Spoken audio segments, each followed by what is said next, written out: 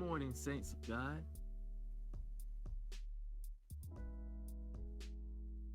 I'm going to do something that is quite different in my life now.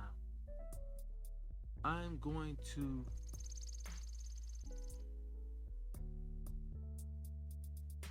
give a release in my life that unglues me from my hurts, my frustrations, my disappointments.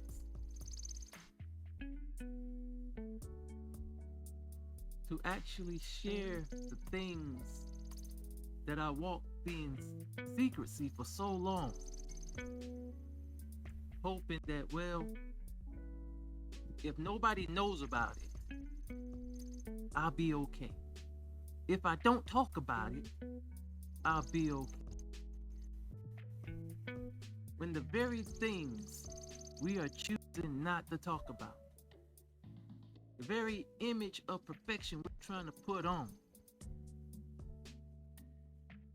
God is saying, why are you being alive when I am not alive? Sure, the word of God says, let every man be a lie and God be the truth. But God calls us to walk in a realm of truth that does not deny the flow of his power and grace and mercy and love and effectiveness to flow not only in our lives but through our lives. And so I announce moments of breakthrough, that this is what this is.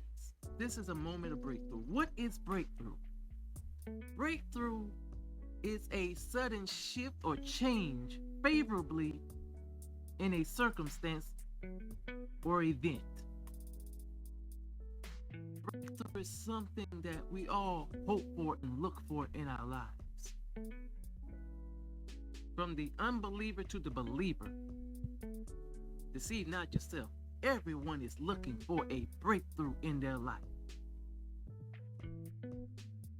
Everyone is asking the question, there's gotta be more, which is basically you're saying, there gotta be a break in this. There's gotta be another way.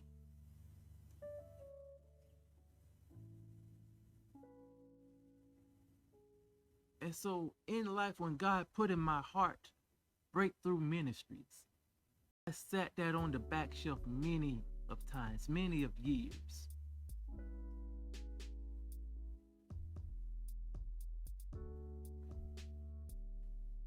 Saying, who am I that I should launch a ministry? Who am I that anyone would have a reason to hear anything I would have to say out of my mouth? Because who am I? Why? Which would be what? Like, why do I have this tub sitting beside me? It's an ordinary tub. You store things in. Well, like this tub, I allow people to contain me to a narrative that God didn't put on me. The whole time when God would say to me, I would that you would see yourself how I see you. I could only see me through the lens of how other people saw me. I even heard one person say, because many people, or some people think because they have never cheated, that they are the perfect spouse or the perfect companion within a relationship, but they lack empathy. Why do I say that? Because that's one of the narratives that people have assigned me to. That, yes, I don't smile much. If you know me, then you know I have a genuine heart for people and I would do anything I can for you as long as I discern that you are not trying to manipulate me for your gain. Then yes, I will do anything for you that I can do. So when people have put me or confined me to a box of, well, he's strange, he's weird, he's unapproachable, he's mean, he's unempathetic, he lacks compassion, he lacks sympathy,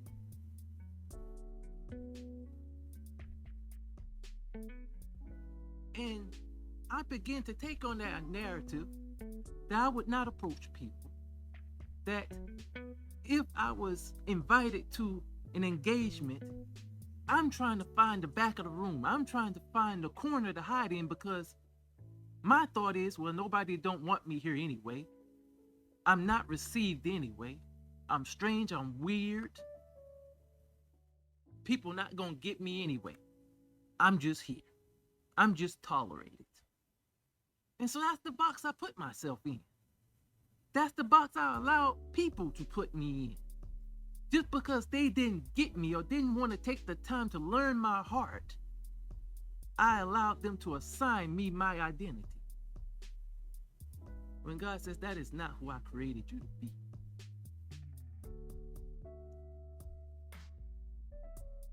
Your nature of what they perceive as being unapproachable is the discernment I put on you that says, I do not tolerate nor put up with any type of BS.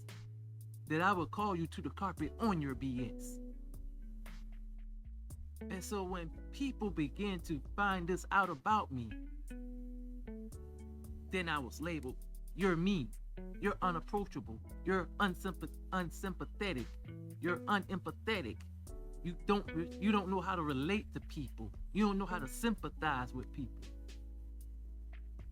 But oh, on contrary,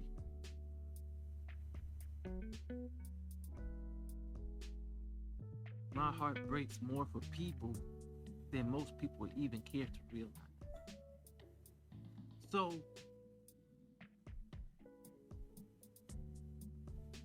I don't know how, but just as how God would lead me, I'm going to begin to share things in my journal that God is calling me back to look at. And even sharing a dream. In this dream,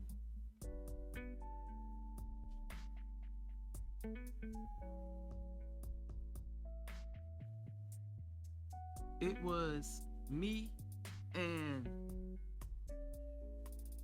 a person that's very dear to me. That's I'm just gonna say it like that. I'm gonna be more naked about it. It was me and my ex-spouse. Yeah, I said ex. That it was something that she had done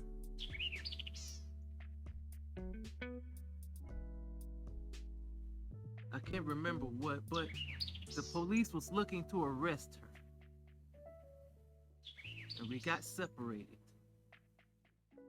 And as we were separated, and I was trying to get back to her,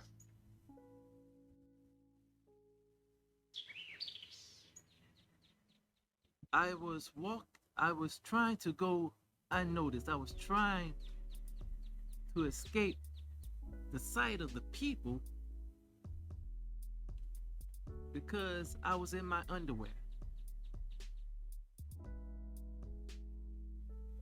And I didn't want them to see me walking around in my underwear. But then a thought came to me, what? I am not ashamed. I have nothing to be ashamed about. And if you see me, you see me. So what? What can you do about it? And so I stood up boldly. And when I stood up boldly, in that moment, I was given my clothes, my shoes. And I was given cover.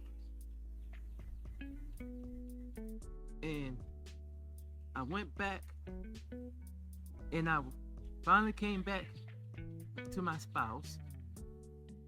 And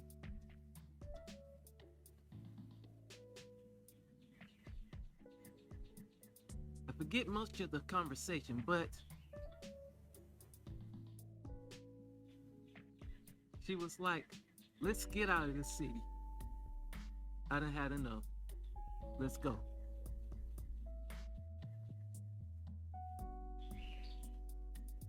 And I said, sure. But perhaps what we need is a change of scenery where no one knows us and we can start afresh.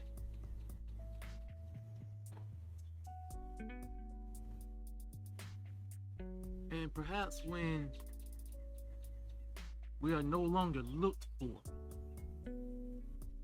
no one to try and apprehend us or arrest us for what has happened, perhaps we can come back through or visit. And then, strangely, she reminds me of an argument we had. Like, I don't recall that. And she told me exactly what I said. I was like, I don't recall saying that. But if I did, well, I'm sorry. And I say, have you ever thought that sometimes you just gotta let things go? And she said in the dream, I know, I'm trying. I need help with that. And I wake up.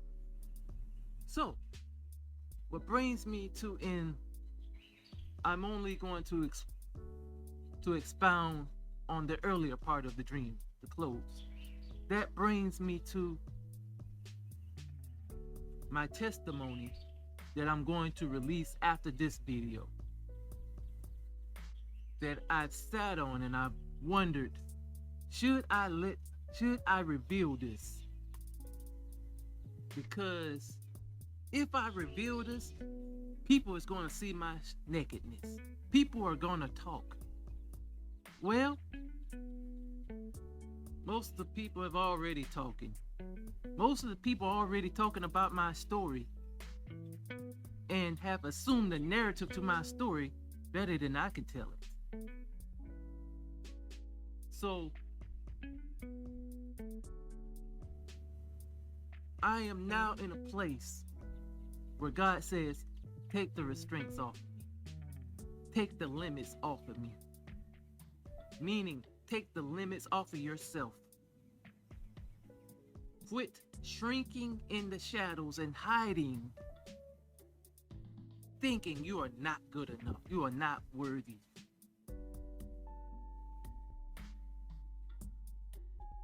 So now in this season, I'm being asked to do things I would never thought that people would come and ask me to do. I'm assigned places and positions I would not have thought that I would be experienced enough to do it. Not knowing that God had already, through my experience of life, have already given me the experience to do it. That He has already qualified me to do the things that I'm being asked to do. But because I have allowed myself to be contained and confined to a set narrative of my past, when my apostle said to me, unglue yourself from your past and see yourself the way God sees you and your apostle see you. For can you not see it? For I am doing a new thing. That what was my greatest disappointment will be my greatest launching to a new journey. So, I'm going to cut it off right here, and I'm going to release